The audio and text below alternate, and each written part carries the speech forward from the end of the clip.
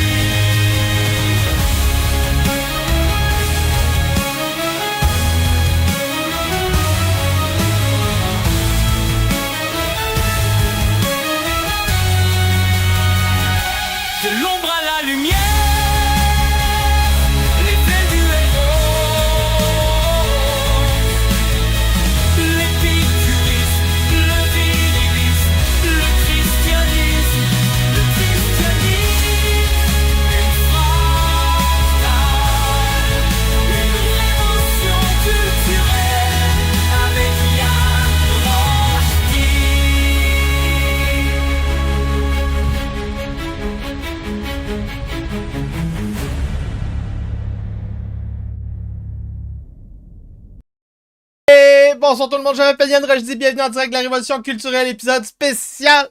L'histoire occulte des simulateurs de guerre, 7e partie de la recension. Le cerveau du Pentagone, l'histoire non censurée de la DARPA, l'agence militaire de recherche top secrète de l'armée américaine. Danny Jacobson. Retour rapide sur les précédents épisodes, les technologies de la guerre du Vietnam, mise à jour de C2 à C3, Command Control and Communications, ou l'histoire occulte d'Internet, l'ancêtre ARPANET, le Global Positioning Device et le Navstar System, le premier MMORPG de l'histoire qui a été joué par 2 généraux de l'armée de terre américaine, l'histoire occulte du programme Star Wars, le Strategic Defense Initiative de Ronald Reagan. Et je vous rappelle que à un certain moment, ça va couper dans le podcast pour pouvoir avoir accès au contenu complet à partir du 3 février. Vous allez devoir vous inscrire, vous abonner 5$ par mois sur yannrochdy.com ou bedon via Substack, yannrochdy.substack.com. Ça, c'est mon infolette que je vous envoie à peu près une fois par semaine ou deux. Vous pouvez aussi vous abonner sur YouTube. Et là, j'ai oublié de garder un lien. YouTube. La Révolution culturelle avec Yann Rochdy. Vous allez dans la section souscription et vous allez avoir accès à tous les podcasts réservés aux membres. 5$ par mois, c'est rien. On est toujours en levée de fonds pour la taverne mobile. Donc, tous les liens sont dans la description du vidéo dans le bas de l'écran. Et on commence. Donc, on fait un retour rapide sur la guerre du Vietnam qui a terminé la semaine passée. Donc, prenons quelques pas de recul historique. On vient de sortir de la guerre du Vietnam, qui est une guerre que les Français, les Américains ont continué. Les Anglais l'avaient eu avec les Indiens, les Pakistanais, puis le Bangladesh. Donc, c'est à peu près la même. C'est des guerres de décolonisation qu'on appelle. Et là, remettons tout ça en perspective historique. Donc, on recule dans le temps. Remontons au 17e, 18e siècle. J'avais fait des podcasts sur l'histoire des constitutions et des guerres maritimes. On avait découvert que il y avait eu une grande guerre impérialiste, une grande guerre mondiale avant les 2 guerres mondiales. Une guerre mondiale pour la domination de la planète qui avait été gagnée ultimement par qui? Autour de 1750 par les Britanniques. Donc les Britanniques dominaient sur à peu près les 2/3 de la planète, grossièrement. Et cet empire anglais, vers la fin du 19e siècle, donc quasiment un siècle plus tard, il y a une alliance qui a émergé pour essayer de se proposer comme alternative à cet hégémon britannique. C'est une genre d'alliance avec les Japonais, les Allemands, qui commençaient à construire des marines importantes. Les Russes aussi ont fait ça, mais les Russes ont perdu contre les Japonais dans une grande guerre qu'il y avait eu entre les deux, la guerre russo-japonaise. Et là, c'est ça. Là, les Allemands construisent une grosse flotte. Et là, les Britanniques, ils n'ont pas aimé ça. Donc, vers la fin du 19e siècle, tout a été fait pour provoquer la Première Guerre mondiale, qui a été perdue par le Kaiser allemand, et ça a créé le régime de sanctions, de pénalités, de réparation post-Première Guerre mondiale pour asservir, détruire l'Allemagne. Les Allemands se sont défendus, ils ont construit une réaction nazie à toutes ces histoires-là, et la Première Guerre mondiale s'est prolongée en Deuxième Guerre mondiale. À travers ces 2 guerres mondiales, l'Empire anglais s'est surendetté et il a surjoué et il a dû abandonner la mise à l'Empire américain, l'Empire continental américain, qui est un regroupement de 50 États rendus à la Deuxième Guerre mondiale. Et donc, à la fin de la Deuxième Guerre mondiale, on parle plutôt de l'Empire anglo-américain, le Nouvel Ordre mondial, les accords de Bretton Woods, les procès Nuremberg, les banques centrales, la Réserve fédérale. Tout ça ensemble, c'est le Nouvel Empire. Un Nouvel Empire qui était encore une fois contesté. Mais cette fois-ci, pas par les nazis, par les soviets. Donc les soviétiques, c'est la guerre froide. Donc directement à la fin de la Deuxième Guerre mondiale, on part déjà dans une autre guerre mondiale qu'on appelle une guerre froide. Guerre froide parce qu'elle n'était pas avec des fronts actifs et aussi meurtriers, autant meurtriers que durant les deux guerres mondiales officielles. Et donc le champ de bataille reste toute la planète. C'est pour ça qu'on parle de guerre mondiale. Quelles sont les courses à l'armement sur la planète dans cette guerre soviétique contre les soviétiques? On les a vus dans la première partie du livre. Les missiles balistiques, les tests nucléaires, les doctrines nucléaires, Mutual Assured Destruction, puis l'autre c'est la NOTS pour essayer de se défendre et proposer une contre-attaque si on est capable d'avoir assez de silos bien protégés et notre adversaire n'est pas capable de nous anéantir. Ensuite de ça, le traité de non-prolifération nucléaire de Eisenhower à la sortie de son mandat qui impliquait des programmes pour développer la technologie de détection des explosions de niveau nucléaire. Tout ça, c'était DARPA qui était autour de ça, l'agence secrète de l'armée américaine, du Pentagone. On a vu les plans d'urgence qui servaient à rien, qui servaient en fait à faire croire aux gens qu'on était protégé. On a vu des scénarios et des scénarios de défense d'attaque nucléaire qui se faisaient par des jeux de guerre, souvent par ordinateur, souvent par la Rand Corporation. Et on a vu que, grossièrement, l'argent de la course à l'armement, la course à la technologie, a été provoqué, a été amené, a été incité quand on a vécu le moment Sputnik, quand les Soviétiques ont envoyé le premier satellite dans l'espace.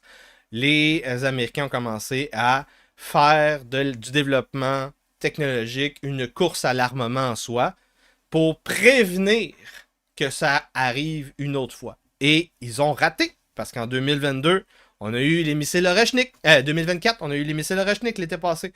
Donc, après la guerre froide, le début des courses à l'armement, on a vu la transition, la création de la formation des nouveaux fronts ne se ferait plus nécessairement avec les armées des empires. On commence à utiliser des proxys dans la guerre froide. Donc, deuxième partie, la guerre du Vietnam, qui a commencé pendant la guerre de Corée. La guerre de Corée qui était quelques années après la Deuxième Guerre mondiale. Donc, guerre de Corée, les Américains contre les Coréens, les Nord-Coréens et les Chinois. Les Américains et les Sud-Coréens contre les Nord-Coréens et les Chinois. Déjà rendu là, on savait que la prochaine guerre se faisait au Vietnam.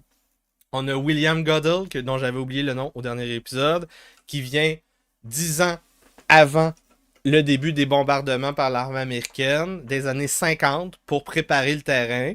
Une guerre secrète qui va impliquer le Vietnam, le Laos, le Cambodge et la Thaïlande, les 4 pays de la péninsule.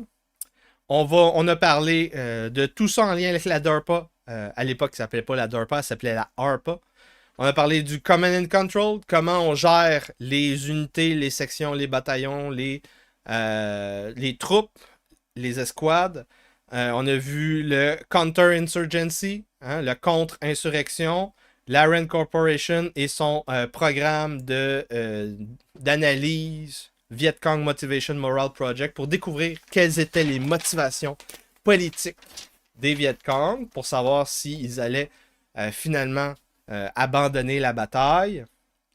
On a vu une longue liste de programmes pour essayer de battre les Vietcong. À peu près tout développé par la ARPA et la RAND Corporation. Donc, le Strategic Hamlet Program, de l'urbanisme et de la délocalisation forcée, ça n'a pas fonctionné.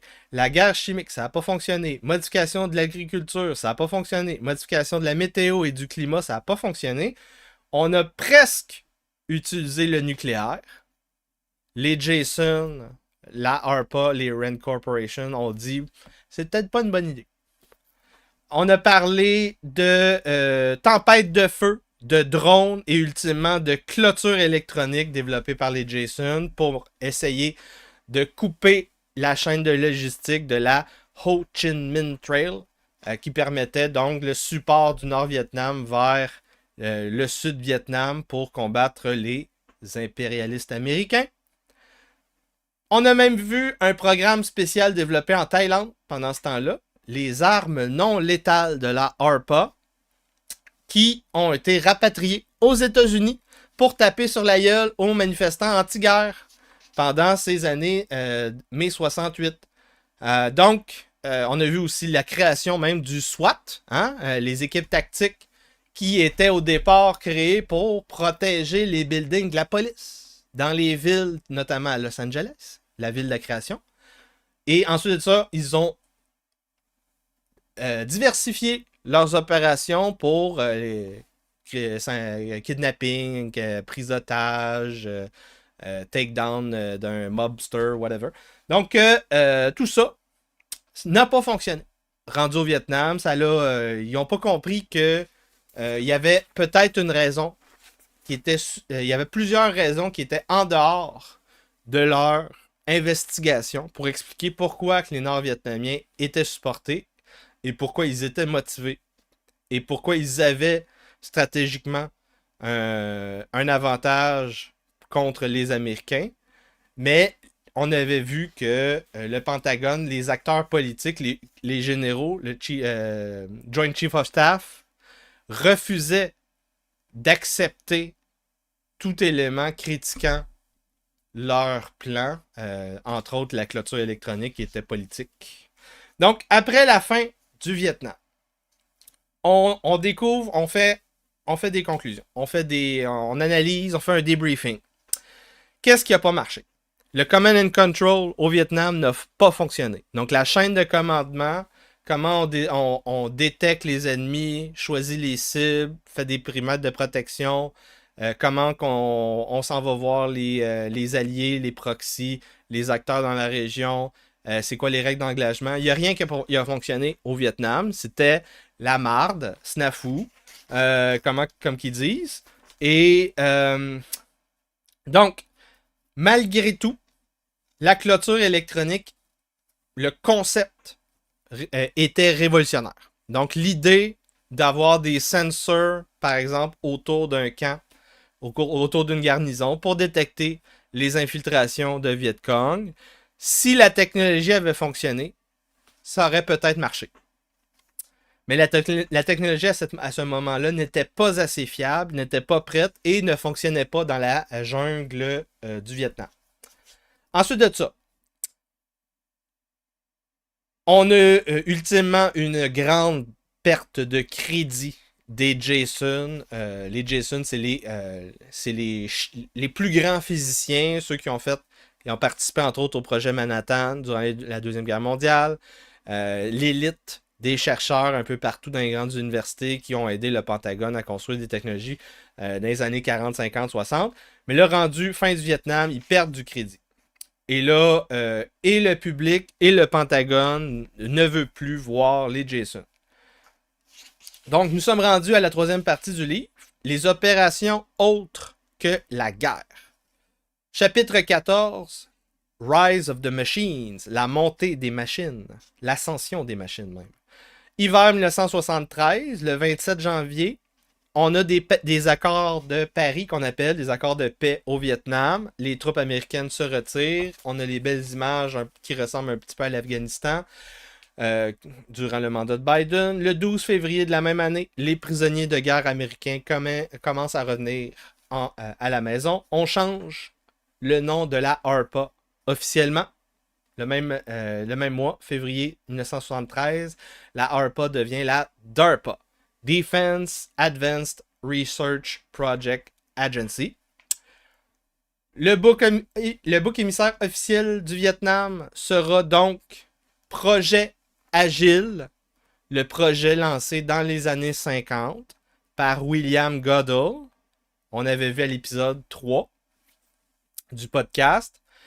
On a 3 directeurs qui sont interviewés dans le débriefing et qui vont mettre tout ça sur le dos de William Goodall. Et donc, ça prouve un petit peu que la télésérie sur Netflix, La Recrue, que j'ai terminé hier, vraiment excellente, où les fonctionnaires de la CIA font tout simplement se couvrir les fesses et tout mettre sur le dos de la personne qui crève, c'est monnaie courante.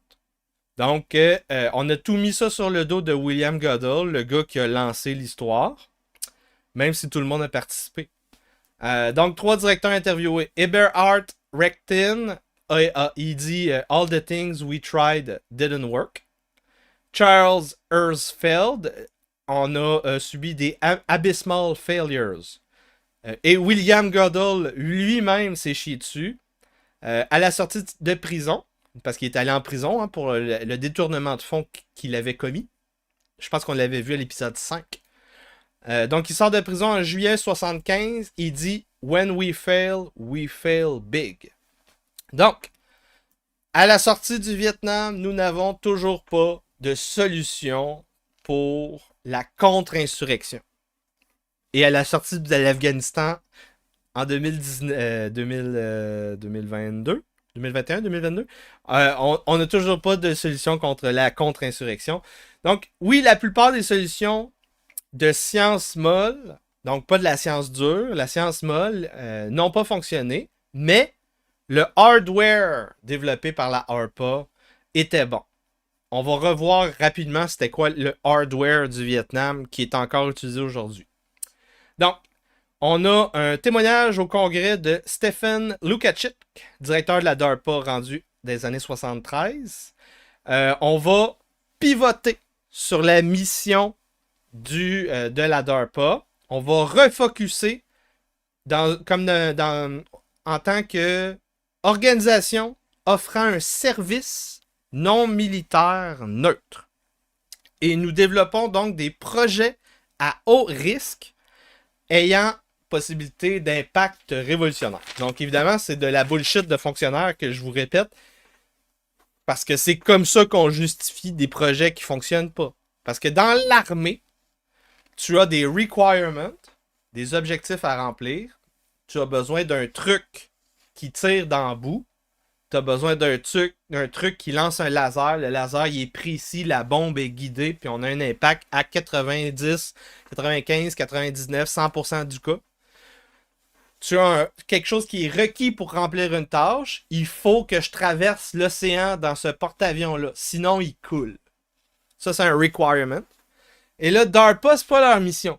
Leur mission, c'est pas de faire en sorte que leur Gugus fonctionne dans les pires conditions pour le soldat.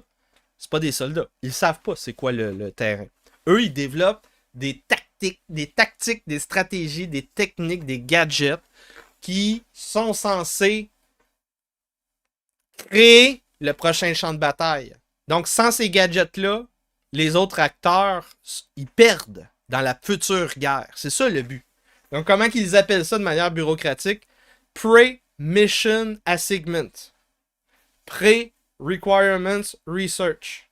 Pour justifier de la recherche qui est souvent négative, qui ne fonctionne pas. Jargon de fonctionnaire pour justifier les échecs. Donc, éviter le moment Sputnik, ça reste leur mission principale. Et ça a failli en 2024. Le missile Oreshnik, les missiles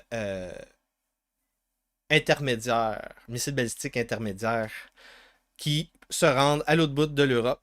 Donc, le projet Agile est aboli. La DARPA met de l'emphase sur les sciences dures et le hardware. On crée un nouveau bureau pour remplacer Projet Agile. On va appeler ça Tactical Technology. Et on va recycler tous les programmes de hardware qui ont fonctionné pendant le Vietnam. Donc, la clôture électronique. On va reprendre les sensors. Donc, la clôture électronique, programme est hautement classifié. On a vu il y a 2 épisodes. C'est un excellent épisode, très important. Le acting director, Dr. Peter Franken, n'était pas briefé sur le programme de sensor qui va être repris à la fin du Vietnam. Donc, le directeur de la DARPA, il n'est pas au courant. Tellement que ces sensors-là étaient la raison pourquoi les Américains dominaient sur la planète. Donc, la clôture électronique, les sensors qui sont utilisés dans les années 70, 80, 90 de manière exceptionnelle par les Américains et expliquant une bonne raison pourquoi les Américains ont dominé versus les Soviétiques. Donc, les 6 sensors. Des sensors sismiques qui avaient été développés pour surveiller les tests nucléaires. On a développé quelque chose de semblable. Les strain sensors. Donc, les sensors sismiques, les capteurs de pulsion sismique sont capables de voir des déplacements de camions, de trains, de tanks, mais pas de troupes à pied, en bicycle, en vélo. Donc, on a une autre sorte de sensors. Ça va être des sensors qui sont capables de percevoir le stress dans le sol. Et encore une fois, c'est des sensors qui sont déployables dans le sol. Donc, c'est comme des javelots. Ils pénètrent le sol et là, on peut découvrir le stress dans le sol quand il y a des déplacements de troupes. Troisième, des sensors magnétiques pour voir comme dans Rainbow Six puis Splinter Cell, voir les gadgets électroniques. Ça fait une lumière différente, donc on peut voir ça en mouvement. En général, très important quand tu as de la guerre électronique en jeu. Ça fait beaucoup de lumière au niveau du spectre électromagnétique. Tu vas avoir des sensors infrarouges, infrared. Ça, c'est pour voir la nuit. On va voir infrared parce qu'on a besoin c'est des lentilles qui ont besoin de moins de lumière pour percevoir les différences d'ombrage. Ensuite de ça, électromagnétique. C'est pas la même chose que magnétique. Électromagnétique, magnétique, il y a plus voir l'électricité. Et ensuite de ça, acoustique, le son. Donc, c'est 6 types de sensors ultra secrets dont le directeur de la NASA, le directeur de la DARPA n'était même pas au courant à cette époque-là, des années 70. Des années 70, le corps des Marines de l'armée américaine va voir dans ces gadgets-là une énorme utilité. Donc, à partir des années 70, le corps des Marines va développer ses propres sensors. Ils vont faire leur propre débrief de la bataille de Khe Sanh, dont j'ai parlé avec vous durant l'épisode de la guerre, la clôture électronique. Ils se sont rendus compte que si les sensors avaient bien fonctionné, ils auraient peut-être gagné la bataille et ça aurait mieux fonctionné, cette guerre au Vietnam. Donc, ils vont appeler ça Project Steam. Project Steam, ils vont recycler des technologies pour créer leur propre drone. Donc, par exemple, le drone SCAMP, S-C-A-M-P. SCAMP, Sensor Control and Management Platoon, qui, donc, amène 2 types de déploiement de drones, SES et SEI, SET. SES, c'est Sensor Employment Squad Sensors et SET, c'est Sensor Employment Teams. Donc, 2 variations de sensors qui vont plus tard être pris comme des drones pour détecter les ennemis, garder des périmètres, patrouiller un périmètre, faire de la surveillance, faire du renseignement. Donc, ils appellent ça Project Steam. En plus des sensors de la clôture électronique, le Tactical Technology Division va rapatrier la technologie de vision de nuit qui a été développée pendant la guerre du Vietnam, Night Fight. On l'a vu même en Ukraine, quand toutes tes troupes, tous tes tanks, tous tes hélicoptères, tous tes avions ont du matériel de vision de nuit, ça te donne un avantage parce que la guerre, elle est faite de nuit et de jour. Pendant la nuit, tu peux faire des mouvements de troupes, comme les Ukrainiens ont fait contre les Russes plusieurs fois, mais quand tu équipes toute ton armée, toutes tes troupes de ça te coûte une fortune. L'équipement militaire de vision de nuit, c'est quelque chose comme 50 000, 30 000, 50 000, 100 000 la lunette. C'est cher, c'est cher. Donc, autre technologie rapatriée du Vietnam, la technologie stealth, furtif, qui ont commencé à développer dans les années 50. La CIA-57, l'avion U-2. Donc, l'armée américaine va reprendre le frame de l'U-2. On enlève le poste de pilote. On enlève les gros réacteurs pour que l'avion vole très haut dans le ciel. Mais on garde le frame. On va appeler ça le sailplane de la ARPA. La compagnie Lockheed Martin va reprendre le frame du U-2 avec rien dedans. Ils vont appeler ça le Lockheed QT-2.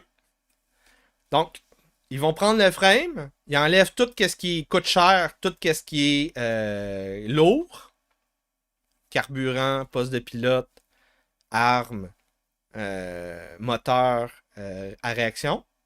Et là, il reste juste un frame. Et là, tu mets un moteur de tondeuse.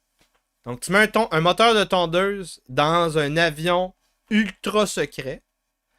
Ce qui fait que ton avion, il est vraiment pas lourd. Il peut être... tu mets des sensors. Tu mets une antenne pour recevoir des communications pour, par exemple, quelqu'un qui va piloter ton drone à distance. Ou tu peux aussi le faire automatique. Tu peux mettre un programme qui fait que il va aller à une place puis il va revenir atterrir. C'est toi qui l'as choisi. Tu fais ce que tu veux. Donc, on a un drone non détectable qui peut fermer son moteur de tondeuse pour survoler tout le Vietnam. Et donc, il est acoustiquement indétectable du sol. C'est donc le genre de technologie qui a été rapatriée du Vietnam. En 1968, la ARPA va transférer le programme de cet avion-là, le U-2 recyclé avec un moteur de tondeuse. Et on va appeler ça le Lockheed YO-3 Quiet Star. Donc, le Lockheed YO-3 Quiet Star, c'est le moteur de tondeuse qui permet de survoler la jungle indétectable sur le sol. Ça te prend des drones de défense pour détecter ce genre de drone-là. 1974. Et 68, hein. Ils avaient ça en 68, mesdames et messieurs. On est en retard. 1974. La DARPA, sa division Tactical Technology, va avoir un nouveau programme hautement classifié. High Stealth Aircraft. Donc, un avion hautement furtif. 1975, on offre le contrat à deux firmes, McDonnell Douglas et Northrop. Mais, Lockheed avait déjà fait son modèle Quiet Star, donc ils avaient beaucoup d'expérience dans la technologie furtive. Lockheed découvre l'appel d'offres de McDonnell Douglas et Northrop et ils vont demander de se joindre au programme. Ils vont être acceptés à l'appel d'offres. Finalement, ils vont gagner l'appel d'offres, Lockheed. Ils vont développer... parce qu'ils avaient déjà développé un autre modèle d'avion pour la CIA, le A-12 Oxcart, qui est devenu plus tard le SR-71, un avion de reconnaissance de l'armée de l'air toujours utilisé aujourd'hui. Donc, cet avion-là de Lockheed, qui était hautement furtif, n'était même pas connu du directeur de la DARPA, donc c'est pour ça qu'il n'avait pas fait d'appel d'offres à Lockheed. Lockheed découvre le contrat, ils joignent l'appel d'offres, ils gagnent l'appel d'offres et le nouveau programme d'avion ultra furtif va donc s'appeler le F-117. Le chasseur furtif, qui va être surnommé par les ingénieurs de Lockheed le Hopeless Diamond, le diamant sans espoir, parce que les ingénieurs de Lockheed n'étaient pas sûrs que leur avion allait voler la première fois qu'il allait sortir du hangar. Parce que c'est le design le plus simple, un cerf-volant, genre, pour que toutes les ondes radar soient réfléchies à 100%, sans que... Pas réfléchies, mais... parce que si c'est réfléchi, le radar va le voir, là, mais absorbées à 100%. Dissipées à 100%. Donc, les panneaux réfléchissent les ondes radar et se dissipent, empêchant l'onde à revenir vers le radar. Donc, le programme s'appelle AvBlue. On va avoir 2 avions essais qui vont être... 2 tests du Hopeless Diamond qui vont être effectués dans une station de recherche que vous avez déjà entendu parler. Area 51, Area 50, l'Air 51. Et ça, c'est en avril 1977. Et ensuite de ça, en 78, la Air Force américaine prenne le contrôle du programme AvBlue pour l'avion le F-117. Ils vont effectuer leur propre test de vol dans l'autre aire secrète à côté d'Area 51, Area 52. Area 52 qui est à côté de la ville de Tonopah, au Nevada. Et donc, on est à la fin de la section gratuite si vous écoutez le podcast en différé à partir du 3 février. Pour voir la version complète, il faut vous abonner 5$ par mois sur YouTube. Dans la section souscription, vous allez voir ça, tous les contenus réservés aux membres en vert ici. Vous pouvez vous abonner aussi sur yanrojdi.com. C'est le site vidéo qui empêche d'être censuré. Évidemment, vous pouvez vous abonner sur Substack. Vous allez dans la section podcast. Il y a tous les podcasts payants. Je les upload maintenant dorénavant là. Et en passant, vous pouvez aussi vous abonner sur Spotify parce que les podcasts, quand je les upload sur Substack, sont aussi sur Spotify. Vous pouvez vous abonner 5$ par mois sur Spotify aussi. Et on va aller voir si on a des super chats. On n'a pas de super chat. Donc là, ça va mal. Ça va mal, mes amis. C'est pas une bonne semaine de levée de fonds qu'on a eue, là. Je viens de faire un très gros achat. Je viens d'acheter le Starlink dénommé H-Prou en l'honneur de Hélène. Hélène Prou, la première fondatrice du Rochdisme. Et là, on a eu une motion déposée par Mathieu Larouche. Donc, Mathieu Larouche, c'est un autre fondateur du Rochdisme qui a envoyé un énorme don de 1000$ en Bitcoin en décembre. Et là, la semaine passée, il a envoyé un don de 235 parce qu'il voulait payer la batterie pour les podcasts La Taverne Mobile. Ce qui comptait à avoir les dons compte double de François Aubé. Et là, donc, une motion dans le cadre du Rochdisme a été déposée au Conseil. Est-ce qu'on accepte en différé le don doublé? Et j'ai débattu de ça avec le trésorier du Rochdisme, donc François Aubé. Et on était d'accord. On était d'accord. Ça ne remplit pas la fonction des contrats virilistes, ce genre de dérogation-là. On ne peut pas accepter, malheureusement. Donc, merci beaucoup pour le don, Mathieu Larouche, comme d'habitude. Sans ce genre de donateur-là, je ne peux pas continuer le travail. Mais faut qu'on mette les choses au clair, on établisse ça. Les donations virilistes, les contrats virilistes, servent à empêcher que le rochdisme devienne captif du clientélisme patricien. Oui, mesdames et messieurs, mes amis, le problème des moments où les patriciens sont très forts, comme aujourd'hui, comme au Moyen-Âge, quand les patriciens et les aristocrates sont très forts, il y a un danger. Le danger, c'est de rentrer dans une relation de clientélisme. La relation de clientélisme, c'est ce que les fonctionnaires ont, ce que les artistes vivent, les prostituées vivent. Donc, quand tu as un client, tu es un débiteur et en tant que et ton client, non, toi tu es le client, non, ton client est le créditeur. Donc, un penseur de l'Antiquité, un poète de l'Antiquité, a des clients, mais en fait, c'est des patriciens. Et cette relation de clientélisme fait qu'au bout du terme, le mode de vie du poétas, du poète, du philosophe, de l'acteur, du gladiateur, il y a une relation de dette directe avec le client. Donc, toute ma vie est endettée sur le client. Donc, il ne faut pas que je dépende à beaucoup de pourcents de François Aubé.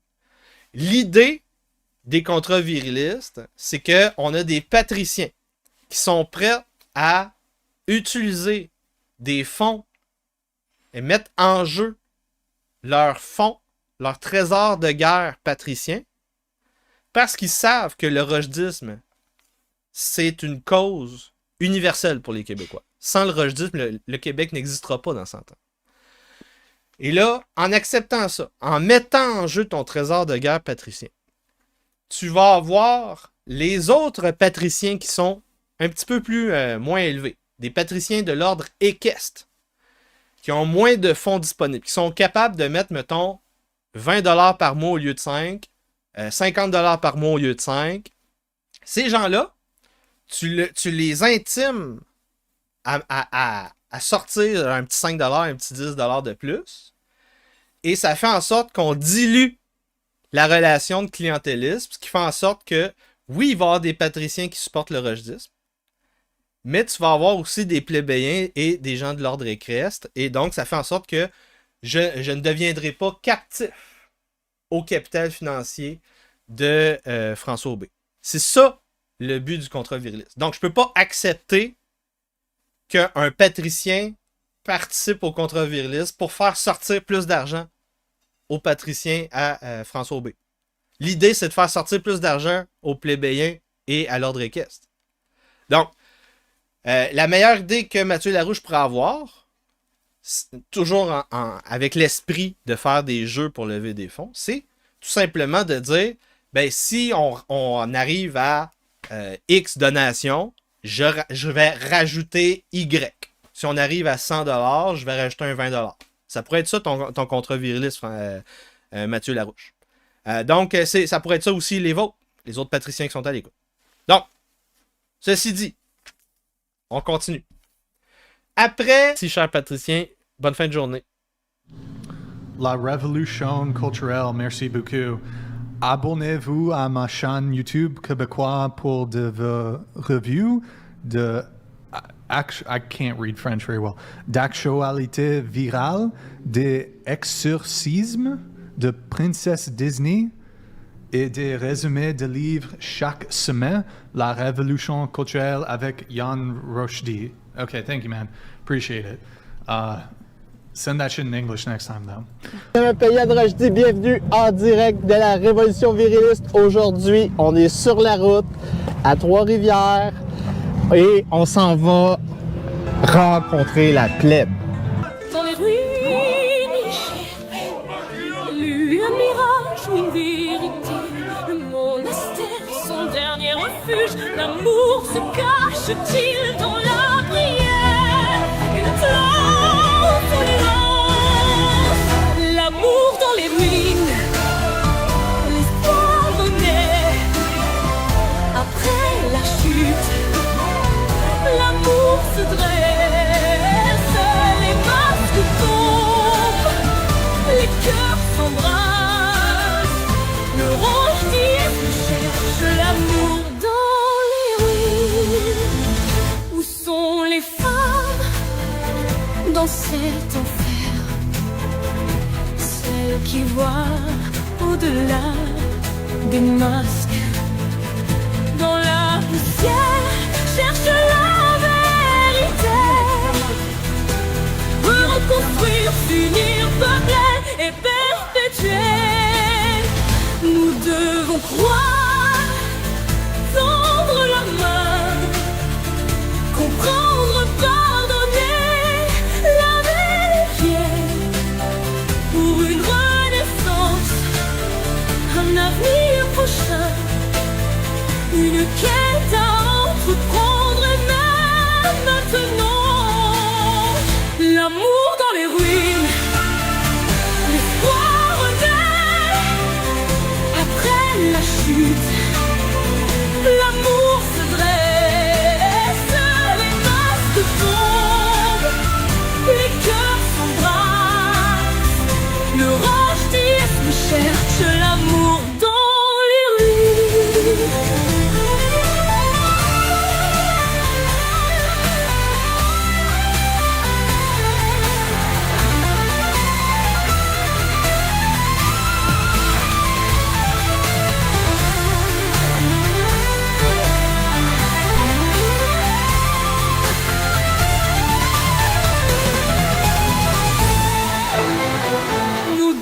sans croire, tendre la main, comprendre, pardonner, laver les pieds pour une renaissance, un avenir prochain, une quête à entreprendre dès maintenant. L'amour dans les ruines, l'espoir renaît après la chute.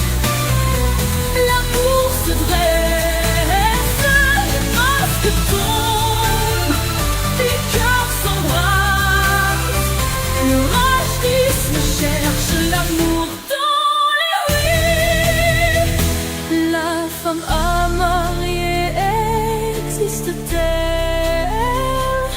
ou n'est-ce qu'un fantasme de Yann Rochdy? Faut-il mieux espérer avoir la foi que de se prendre pour un victime systémique? L'amour dans les ruines, l'espoir renaît après la chute.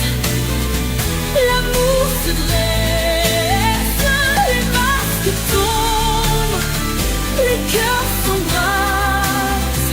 Le racisme cherche l'amour dans les ruines. Dans les ruines, Yann Rochdy débute sa quête. Dans les ruines, l'espoir renaît.